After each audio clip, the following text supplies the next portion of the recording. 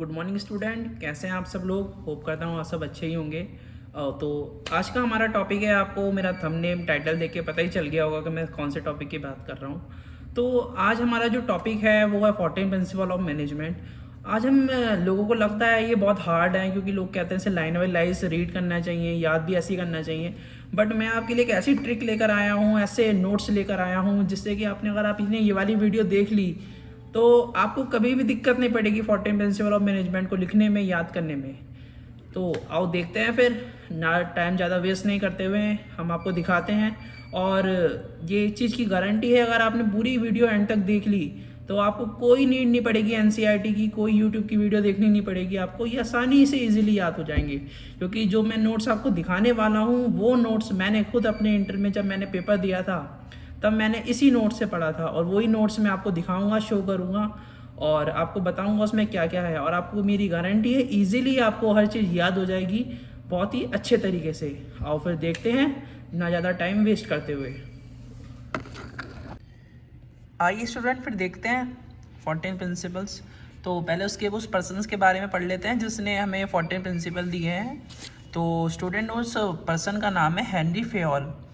Henry Fayol is considered as a father of management. He is born on 1841 in Turkey. तो इन्हें consider करा जाता है father of management के नाम से, और ये इनका जन्म हुआ था 1841 टर्की में। He is completing the mining engineering in 1860। इन्होंने जो अपनी माइनिंग इंजीनियरिंग थी वो 1860 में कंप्लीट करी। He is starting working as engineer coal mining company in 1888। इन्होंने जो वर्क करना स्टार्ट करा था वो माइनिंग कोल कंपनी में स्टार्ट करा था 1888 में। ठीक है, तो वैसे तो एग्ज़ाम में पूछा नहीं जाता है, आपकी एक नॉलेज के लिए मैं आपको बता रहा हूँ। तो ये आप एक बार रीड कर लीजिएगा, क्योंकि हो सकता है कभी कि एग्ज़ाम में आपका 1 मार्कर में आ जाए इनमें से कोई पॉइंट। तो ये 4 पॉइंट मेन है, इसको आप याद रखिएगा। तो इसका हम स्टार्ट करते हैं 14 प्रिंसिपल ऑफ मैनेजमेंट। मैं ये आपको नोट्स भी शो कर रहा हूँ, तो आप इसमें बेफिक्र रहिए, आप आराम से इसको लिख सकते हो। फिलहाल मैं आपको जल्दी जल्दी इसका मीनिंग बताता हूँ, ज़्यादा टाइम वेस्ट ना करते हुए। तो हम मेरे साथ रीड करिए। According to this principle the whole work divided into small task and small units. Fayol से कोई भी वर्क हो, टेक्निकल हो, मैनेजरियल हो, सब में डिवीजन ऑफ वर्क होता है। क्वालिफिकेशन एंड एक्सपीरियंस के अकॉर्डिंग वर्क को डिवाइड करो। इसका मीन क्या है स्टूडेंट? डिवीज़न ऑफ वर्क का मतलब ये है, फेयोल्स कहते हैं कि कोई भी वर्क हो, चाहे टेक्निकल हो, मैनेजरियल हो, सब में डिवीज़न ऑफ वर्क होता है। क्वालिफिकेशन और एक्सपीरियंस के बेसिस पे वर्क को डिवाइड करो। ठीक है, और जब एक ऑर्गेनाइजेशन अपने वर्क को डिवाइड करती है तो कोई एक इंडिविजुअल होता है जो एक ही काम को बार बार करता है, तो वो उसमें स्पेशलाइज हो जाता है। तो इसका सबसे पहला बेनिफिट स्पेशलाइजेशन भी होगा, और दूसरा हो गया इम्प्रूव इफ़िशियंसी। तो इसका ओवरऑल मीन ये होता है कि फेयोल कहते हैं कि आप अपने वर्क को डिवाइड करो, क्वालिफिकेशन और एजुकेशन के बेसिस पे वर्क को डिवाइड करो। दूसरा प्रिंसिपल आ जाता है authority and responsibility. Authority means power to take decision, responsibility means obligation to complete the task, work on time. Authority and responsibility go together. Fayol से अगर आप किसी को अथॉरिटी देते हो तो रिस्पॉन्सिबिलिटी दे दो। सबसे अच्छा पॉइंट है ये, मुझे बहुत अच्छा लगता है। इसमें ये कहा गया है, फेयोल कहते हैं कि अगर आप किसी इंडिविजुअल को रिस्पॉन्सिबिलिटी देते हो तो उसे अथॉरिटी भी दो। मीन्स मैंने किसी और को बोल दिया कि भाई तुम्हें यूट्यूब पे वीडियो बनानी है, बट तो मेरे मोबाइल को यूज़ नहीं कर सकते, ना मेरे नोट्स को यूज़ कर सकते हैं, वैसे ही पढ़ाओ बच्चों को। तो मैंने उसको रिस्पॉन्सिबिलिटी तो दी पर अथॉरिटी नहीं दी, पावर टू टेक डिसीजन नहीं दिया कि वो मेरी चीज़ों को यूज़ कर सके। तो फेयोल का कहना है कि जिसको आप अथॉरिटी देते हो उसी को रिस्पॉन्सिबिलिटी भी दो। और इसका बेनिफिट क्या होगा? जिसको अथॉरिटी दोगे उसी को रिस्पॉन्सिबिलिटी दोगे तो वो पावर का मिसयूज़ नहीं करेगा, क्योंकि वो ही रिस्पॉन्सिबल है। तीसरा आ जाता है डिसिप्लिन। डिसिप्लिन तो हर किसी को पता ही होता है, और अकॉर्डिंग टू दिस प्रिंसिपल हर ऑर्गेनाइजेशन में डिसिप्लिन होना बहुत ज़्यादा इम्पॉर्टेंट है। ये तो हर ऑर्गेनाइजेशन का है। डिसिप्लिन कैसे मेंटेन रह सकता है कि पहला तो यह है, ऑल लेवल पे अच्छे सुपीरियर होने चाहिए, वर्कर के साथ क्लीन एंड फेयर एग्रीमेंट होना चाहिए। अगर कोई गलती करता है तो उसे पेनल्टी अप्लाई करो, तो आपके ऑर्गेनाइजेशन में डिसिप्लिन मेंटेन रहेगा। क्या बेनिफिट रहते हैं डिसिप्लिन के? सबसे पहला, रिसोर्सेज वेस्ट नहीं होती, ठीक है, सिस्टमैटिक वर्क होता है, जो एफिशिएंसी है वो इम्प्रूव होती है। ये बेनिफिट रहते हैं डिसिप्लिन के। मैं आपको एक कॉमन 3 बेनिफिट बता रहा हूँ, आप उसे कहीं पे अपने नोट्स के आसपास कहीं लिख लीजिएगा। सबसे पहला सिस्टमैटिक वर्क, कि कोई भी प्रिंसिपल हो, सब में सबसे पहला बेनिफिट ये रहता है सिस्टमैटिक वर्क होता है। दूसरा, ऑप्टिमम यूटिलाइजेशन ऑफ रिसोर्सेज, ठीक है, और इम्प्रूव इफ़िशियंसी। ये 3 पॉइंट हैं, ये 3 बेनिफिट्स हैं। ये आप हर प्रिंसिपल में लिख सकते हो, या आप कहीं पे नोट बना के साइड में लिख लीजिए। उसके बाद आ जाता है यूनिटी ऑफ कमांड। मैंने आपको ये डायग्राम बना रखे हैं, तो पहले वीडियो पॉज करो, सोचो ये क्या चीज़ होगी। अगर समझ में आता है तो वीडियो कमेंट सेक्शन में कमेंट करके बताओ मुझे ये क्या चीज़ है, ठीक है। होप करता हूँ आपने समझ ही लिया होगा। अब आप देखो, मैं बताता हूँ आपको क्या चीज़ है ये। Unity of command, according to this principle एक ऑर्गेनाइजेशन में एक ही बॉस होना चाहिए। अगर एक से ज़्यादा बॉस होंगे तो कन्फ्यूज़न क्रिएट होगी और सिस्टमैटिक वर्क नहीं होगा, ठीक है। तो इसमें अकॉर्डिंग टू दिस प्रिंसिपल फियोल्स ये कहते हैं कि कोई भी ऑर्गेनाइजेशन हो उसका एक ही बॉस होना चाहिए। अगर एक से ज़्यादा बॉस होंगे तो कन्फ्यूज़न क्रिएट होगी, क्योंकि हर बॉस अलग अलग ऑर्डर देगा और एम्प्लॉय को सबको फॉलो करना पड़ेगा, तो कन्फ्यूज़न क्रिएट होगी और ऑर्गेनाइजेशन का गोल अचीव नहीं होगा। तो यही वो डायग्राम है, जैसे इसमें एक बॉस है और ये सारे इसके सबऑर्डिनेट हैं। इसके भी ये तीन यहाँ पे 3 बॉस हो गए, ये उसके सबऑर्डिनेट है। तो ये वाला डायग्राम राइट है, ये रॉन्ग है, जिससे आप समझ जाओगे और एग्ज़ाम में भी आप ऐसे ही डायग्राम बना के आओगे तो आपको अच्छे मार्क्स मिलेंगे, ठीक है। फिर आते हैं अपने 5th प्रिंसिपल पे। 5th प्रिंसिपल का ये है 1 यूनिट 1 प्लान। मीन्स 1 यूनिट का ओनली 1 प्लान होना चाहिए। लाइक मैं आपको समझाता हूँ, ये वाला प्रिंसिपल कहता है कि लाइक अगर आपकी कोई एक टीम है, जैसे मार्केटिंग की टीम है, तो उसका एक ही प्लान होना चाहिए जिस पे वो फोकस करे। अगर एक टीम का एक से ज़्यादा प्लान होंगे तो उनका गोल अचीव नहीं होगा। फिर प्रिंसिपल ये कहता है, ठीक है। उसके बाद आ जाता है हम 6th प्रिंसिपल पे। इसका नेम है individual interest to general interest, ठीक है। According to this principle all employee are focus in general interest not individual interest. Because organisation की ग्रोथ होगी तो एम्प्लॉय की ग्रोथ ऑटोमेटिकली होगी।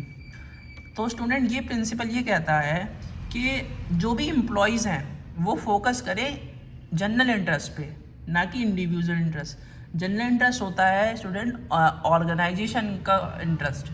जैसे हम किसी कंपनी में जॉब कर रहे हैं, किसी ऑर्गेनाइजेशन में हम वर्क कर रहे हैं, तो अगर हम उस ऑर्गेनाइजेशन के इंटरेस्ट के बारे में सोचेंगे, अपने इंटरेस्ट के बारे में नहीं सोचेंगे, हम ये सोचेंगे कि हमें ऑर्गेनाइजेशन का गोल अचीव करना है, तो ऑटोमेटिकली हमारा गोल भी अचीव होगा, क्योंकि ऑर्गेनाइजेशन ग्रो करेगी तो हम भी ग्रो करेंगे। तो 6th प्रिंसिपल ये कहता है कि आप ऑर्गेनाइजेशन का गोल वो करो, अपना गोल नहीं। फिर 7th आ जाता है remuneration of person. Remuneration person जो 7th प्रिंसिपल है, ये कहता है according to this principle worker को फेयर वेजेस एंड सैलरीज मिलनी चाहिए according to work and competitor कितनी सैलरी दे रहा है। सबसे अच्छा ये है, ये आप बहुत इजीली समझ जाओगे। रिम्यूनरेशन ऑफ पर्सन जो ये प्रिंसिपल है, ये कहता है कि जो भी वर्कर है उन्हें फेयर वेजेस एंड सैलरी मिलनी चाहिए। वेजेस का मतलब होता है बच्चों दिहाड़ी। उन्हें फेयर वेजेस एंड सैलरी मिलनी चाहिए अकॉर्डिंग टू वर्क, उनके काम के अकॉर्डिंग और उनके कॉम्पिटिटर के अकॉर्डिंग, कि हमारा कॉम्पिटिटर अपने एम्प्लॉय को कितनी सैलरी दे रहा है। तो इससे क्या बेनिफिट रहता है? सबसे पहला, एम्प्लॉय मोटिवेट रहते हैं और एम्प्लॉय को सेटिस्फेक्शन रहता है। फिर आ जाता है 8th प्रिंसिपल। ये वाला बच्चों ध्यान रखना, ये बिजनेस में टॉपिक भी है, ऑर्गेनाइजिंग चैप्टर, उसमें ये डिसेंट्रलाइजेशन एंड डिसेंट्रलाइजेशन टॉपिक भी है, तो इसे आप अच्छे से ध्यान से सुनना। सेंट्रलाइजेशन मीन्स होता है power to take decision only top level, और डिसेंट्रलाइजेशन मीन्स होता है power to take decision in different level. फिर से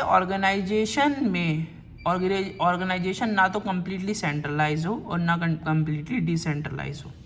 अब मैं बच्चों आपको इसका मीनिंग बताता हूँ, बहुत ही ध्यान से सुनिएगा। सेंट्रलाइजेशन होता है कि जहाँ पे एक ऑर्गेनाइजेशन में ऑर्डर देने की अथॉरिटी ओनली टॉप लेवल के पास होती है, वो हो गया सेंट्रलाइजेशन। डिसेंट्रलाइजेशन वो होता है जिसमें पावर देने की अथॉरिटी डिफरेंट लेवल के पास होती है, मिडल लेवल भी ऑर्डर दे सकता है, टॉप लेवल भी, लोअर लेवल भी, तो वो डिसेंट्रलाइजेशन हो गया। फ्योल कहते हैं कि कोई भी ऑर्गेनाइजेशन हो, ना तो वो कम्प्लीटली सेंट्रलाइज हो और ना वो कम्प्लीटली डिसेंट्रलाइज हो, बिकॉज अगर सेंट्रलाइज होगी तो ऑर्डर जो होगा वो लेट वो होगा, मतलब वर्क में डिले होगी, और अगर डिसेंट्रलाइज होगी तो पावर का मिसयूज होगा। तो इसको ध्यान रखिएगा, बहुत इंपॉर्टेंट है ये वाला, एग्जाम में भी आता रहता है। तो स्टूडेंट फिर हमारा 9th प्रिंसिपल आ जाता है, principle of scalar chain. Scalar chain means a line of authority highest to lower rank. Fayol से ऑर्गेनाइजेशन कम्युनिकेशन एक चैन में होना चाहिए। ए बी को कमांड देगा, बी सी को, सी डी को। In case D direct contact with O, it is gang plank. तो स्टूडेंट इसका मतलब ये है कि फ्योल कहते हैं कि एक ऑर्गेनाइजेशन में जो कम्युनिकेशन होना चाहिए, मीन्स बात करने का, वो एक चैन में होना चाहिए। लाइक ए बी को कमांड देगा, बी सी को, सी डी को। अगर एक कोई केस में कि जो मतलब जैसे इस वाले डायग्राम में आपको दिख रहा होगा, ए बी को कमांड दे रहा है, बी सी को दे रहा है, सी डी को दे रहा है। अगर कोई केस है जिसमें डी डायरेक्ट कम्युनिकेशन कर रहा है ओ से, मतलब अलग डिपार्टमेंट वाले से, तो वो होता है गैंग प्लैंक। तो ये आप समझ गए होंगे। और फिर आता है principle of order. In this principle order does not mean command, it refer to material and man की फिक्स प्लेस होनी चाहिए जिसे कस्टमर को पता हो ये कहाँ मिलेगा। इस वाले प्रिंसिपल का मीन्स है गाइस कि प्रिंसिपल ऑफ ऑर्डर ये कहता है कि मैन और मटेरियल की जो जगह है वो फिक्स्ड होनी चाहिए, जिससे कि कस्टमर को उसे ढूंढने सर्च करने में प्रॉब्लम ना हो। जैसे हम लोग शॉपिंग मॉल में जाते हैं तो हमें सबको पता होता है कि रिसेप्शन कहाँ पे है, हमें बिल कहाँ देना है, पेमेंट कहाँ करना है। और अगर हम अंदर जाते हैं शॉपिंग मॉल में तो हमें पता रहता है फूड का सामान कहाँ रखा होगा, क्लोथ्स कहाँ होंगे। तो ये प्रिंसिपल वही कहता है कि मैन और मटेरियल की जगह फिक्स्ड हो, जिससे कस्टमर को उसे सर्च करने में प्रॉब्लम क्रिएट ना हो। ठीक है, तो जो 10th वाला प्रिंसिपल है वो ये कहता है। फिर हम देखते हैं 11th प्रिंसिपल। 11th प्रिंसिपल का जो नेम है वो है प्रिंसिपल ऑफ इक्विटी। ये बहुत आसान प्रिंसिपल है। According to this principle Fayol says no discrimination on the basis of colour and caste religions, all employ are equal, all employ के साथ सेम बिहेवियर होना चाहिए, ऑल एम्प्लॉय के लिए रूल्स एंड रेगुलेशन सेम होने चाहिए। ठीक है, तो ये प्रिंसिपल कहता है कि कोई भी ऑर्गेनाइजेशन में डिस्क्रिमिनेशन नहीं होना चाहिए on the basis of colour, caste and religion. ठीक है, ऑल एम्प्लॉय के लिए सेम बिहेवियर होना चाहिए और ऑल एम्प्लॉय के लिए रूल्स एंड रेगुलेशन सेम होने चाहिए। अब कैसे मेंटेन हो सकता है इक्विटी? सबसे पहला, मैनेजर फेयर होना चाहिए एवरी लेवल पे। ऑल लेवल पे मैनेजर फेयर होगा तो इक्विटी मेंटेन होगी ऑर्गेनाइजेशन में। क्या बेनिफिट रहते हैं इसके? 2 बेनिफिट रहते हैं। सबसे पहले एम्प्लॉय जो होते हैं वो सेटिस्फेक्शन रहते हैं और मोटिवेट रहते हैं। फिर 12th प्रिंसिपल आ जाता है हमारा स्टेबिलिटी ऑफ पर्सनल। एम्प्लॉय को ये नहीं लगना चाहिए कि उसकी जॉब इनसिक्योर है, उसे ऐसा लगना चाहिए कि उसकी जॉब सेफ है। ये प्रिंसिपल कहता है provide the job security of employee, कि मीन्स आप अपने एम्प्लॉय को जॉब सिक्योरिटी प्रोवाइड करो। उसे ऐसा लगना चाहिए कि जहाँ मैं जॉब कर रहा हूँ मेरी जॉब सिक्योर है, मुझे कभी भी ये निकालेंगे नहीं। तो ऐसा होगा तो इससे ये बेनिफिट रहता है, जो इफ़िशियंसी है वो इम्प्रूव रहती है। और जो मैंने आपको पहले भी बताया था, no wastage of resources, optimum utilisation of resources, ये हर किसी प्रिंसिपल में चलता है, आप लिख सकते हो उसे। फिर इनिशिएटिव आ जाता है। Initiative is the first step of self motivation. Fayol says welcome the suggestion and idea of employ का सजेशन लो, उसे न्यू आइडिया मिलेगा और ऑर्गेनाइजेशन ग्रो करेगी। गुड कंपनी एम्प्लॉय का सजेशन लेती हैं, जिसका आइडिया बेस्ट हो उसे अवार्ड दो एंड प्राइज़ दो। ये प्रिंसिपल कहता है कि initiative is the first step of motivation. First step motivation क्यों है, अभी समझ में आएगा क्यों है। फ्योल कहते हैं कि जो ऑर्गेनाइजेशन है वो एम्प्लॉय का सजेशन ले और आइडिया ले, उसके बाद ही डिसीज़न ले कि उसे क्या करना है। जो अच्छी कंपनी होती हैं, जो अच्छी ऑर्गेनाइजेशन होती हैं, वो एम्प्लॉय का सजेशन और आइडिया भी लेती हैं, और जिसका आइडिया बेस्ट होता है उसे अवार्ड भी देती है, प्राइज़ भी देती है। क्या बेनिफिट रहते हैं इसके? सबसे पहले जो एम्प्लॉय है वो मोटिवेट रहते हैं, और employee complete the work given period of time, मतलब जो एम्प्लॉयज़ होते हैं वो दिए हुए टाइम के अंदर ही वर्क को कंप्लीट करते हैं। ठीक है, अब आपका लास्ट प्रिंसिपल आ जाता है esprit de corps. According to this principle manager should replace I with we, ये मैंने नहीं हमने किया है।